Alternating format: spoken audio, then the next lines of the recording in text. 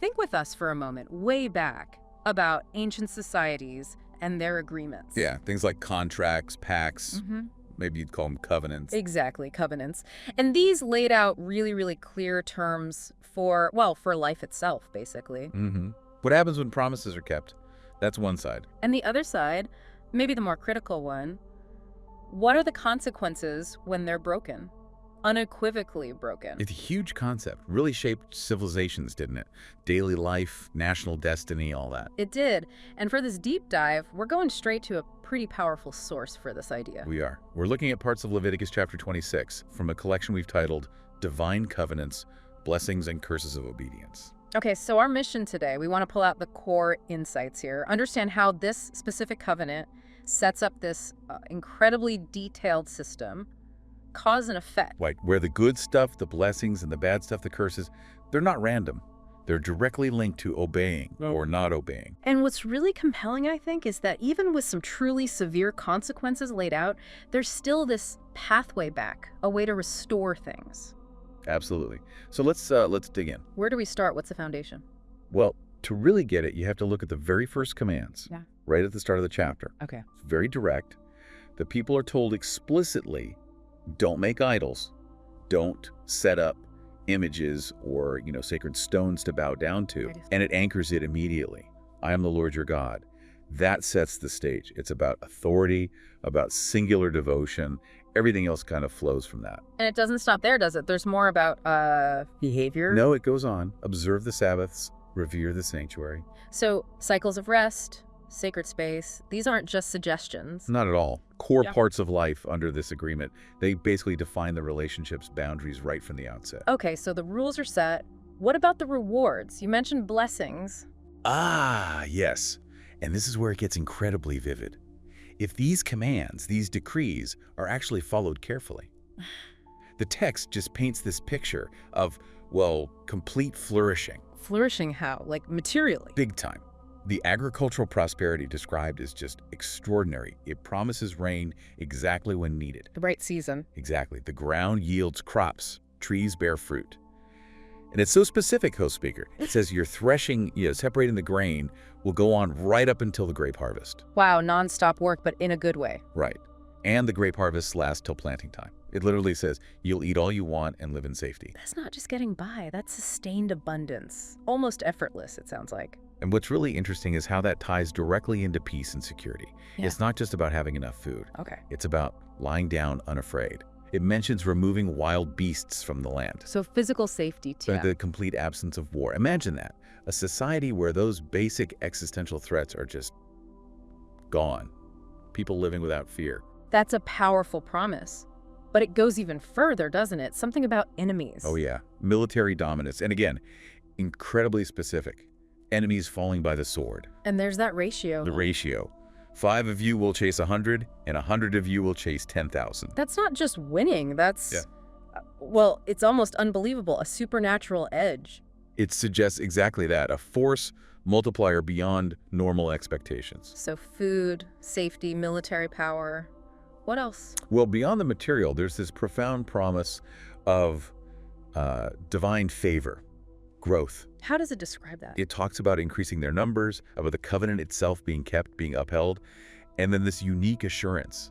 I will put my dwelling place among you. Living it, though. And I will not abhor you. I will walk among you and be your God, and you will be my people. It's incredibly intimate. Not some distant deity, but a presence right there. Wow. That's a level of connection you don't often see described. It really is, at the heart of their existence. And then it kind of wraps up this blessing section with a reminder, right? About Egypt. Yes, a powerful link back to their origins. Liberation from slavery in Egypt. I broke the bars of your yoke and enabled you to walk with heads held high. So connecting their current potential for prosperity and dignity right back to that act of deliverance. Exactly. It frames the whole thing as a complete transformation, from bondage to freedom and flourishing. Okay, so those are the blessings. Yeah. Pretty amazing promises. You'd think obedience would be straightforward. You might think so, but the text is realistic, I suppose. It pivots sharply. A really chilling phrase. But if you will not listen. Here come the consequences. And it's not just one consequence. It's this terrifying escalation. You see this phrase repeated 7 times over.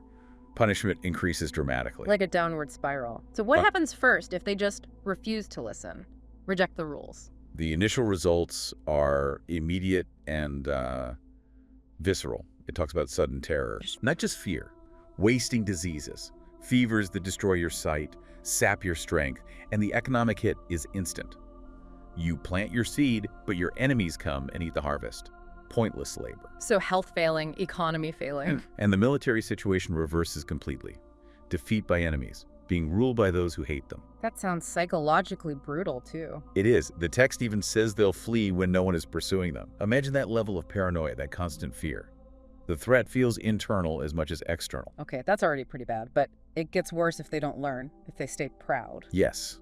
If those first warnings are ignored, if what it calls stubborn pride continues, the severity ramps up. Ow. The text says, I will break down your stubborn pride and make the sky above you like iron and the ground beneath you like bronze. Whoa.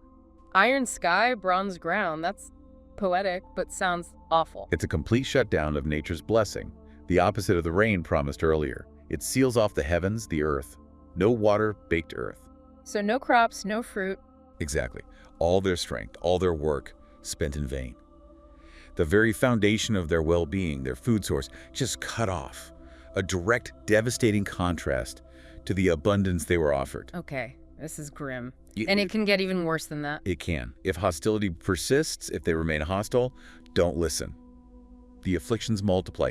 Again, 7 times over. 7 times more afflictions. What kind? This is where it gets truly horrifying.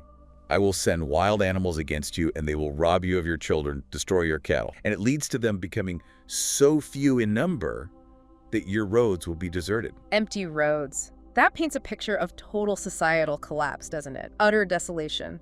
Loss of life, breakdown of community. It really does. And you have to ask, what if even that doesn't lead to change? If they refuse correction, even then. Is there another level? There is. If, despite all this, they don't accept correction, but continue in hostility, even more severe consequences. The sword comes to avenge the covenant. War and defeat again. But worse, plague enters their cities. They're given over completely into enemy hands. Handed over. And wasn't there something specific about food or lack of it? Yes, a chilling detail about a severe bread shortage. It says, when I cut off your supply of bread, 10 women will be able to bake your bread in one oven. 10 women sharing one oven. That implies extreme scarcity. Extreme scarcity. And they will dole out the bread by weight. You will eat, but you will not be satisfied. Not satisfied even when you eat. That's profound lack, isn't it? A deep, gnawing emptiness. Powerful image of suffering. It really is. It highlights that the suffering is physical and spiritual or psychological. So is that the bottom? Or is there more? There's a final stage, the ultimate desolation. This is described for persistent hostility, when divine anger is fully unleashed, and it culminates in acts that are just unthinkable. Like what? I mean, how much worse can it get? The text mentions the absolute depth of desperation. You will eat the flesh of your sons and the flesh of your daughters. It underscores a complete moral collapse, the most extreme human degradation imaginable under such conditions. That's truly horrifying. It's hard to even comprehend. And it continues. Destruction of their sacred places, the high places, the altars, dead bodies piled on their worthless idols. Adding insult to injury, almost. Cities turned to ruins. Sanctuaries laid waste. God taking no delight in their offerings anymore.